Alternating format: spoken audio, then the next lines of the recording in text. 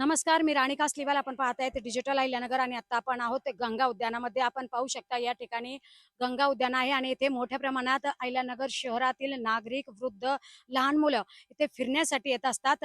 मात्र या ठिकाणी आज संध्याकाळच्या सुमारास एक अतिशय निंदनीय घटना घडली आहे आणि या ठिकाणी काही महिला नमाज पठण करताना आढळून आल्या आहेत.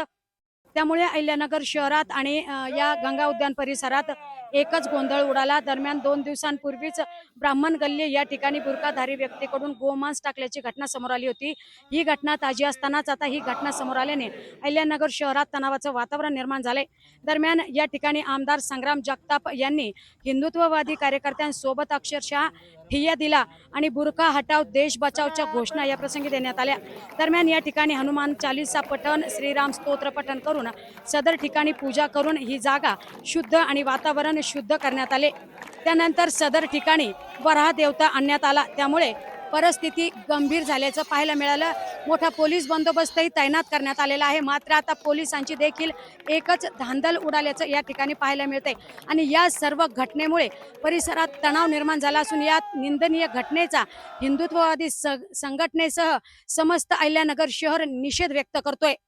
आपण इथे पाहू शकता, हीच ती जागा आहे जिथे नमाज पठण करण्यात आलं होतं आणि त्यानंतर हिंदुत्ववादी कार्यकर्त्यांसह आमदार संग्राम जगताप यांच्या उपस्थितीत तिथे पूजा करून ही जागा शुद्ध करण्यात आलेली आहे.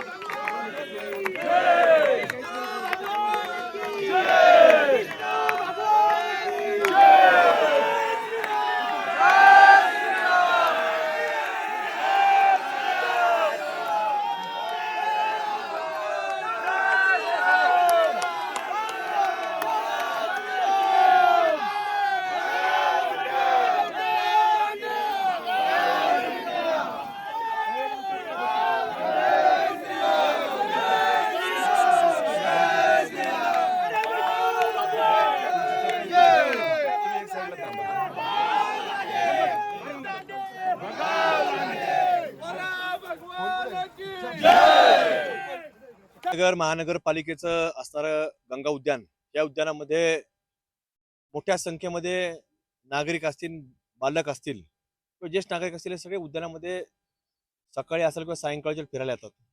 पण आज एक अत्यंत वेगळा प्रकार, धक्कादायक प्रकार हाच कुठंतरी जनतेसमोर आलेला आहे की तो या ठिकाणी सामूहिकरित्या नमाज पठणाचा कार्यक्रम आज उद्यानामध्ये चक्क आज पार पडलेला आहे.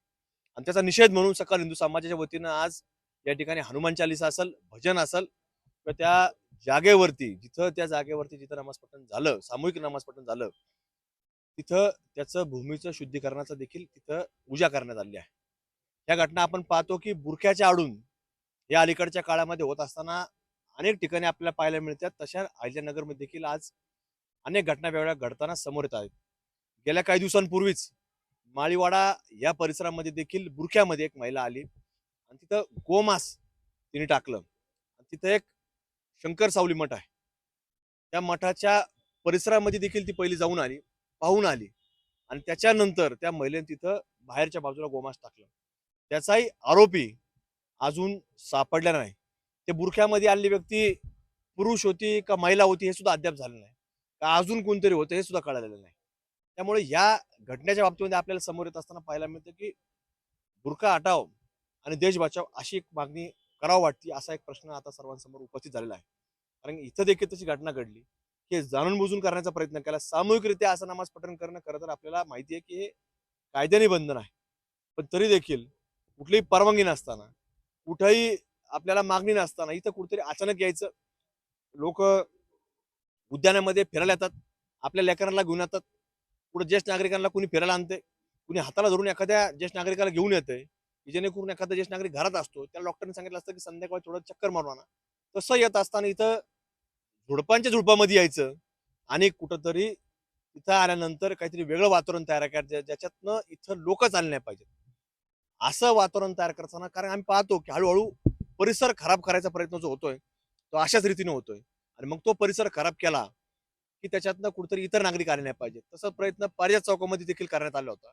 तिथं वेगळं अतिक्रमण करण्यात आलं आणि तिथं एकही माणूस राहिला नाही. तिथं चहा प्यायला यायचा. आता तिथं काय वेगळा चहा भेटत होता का?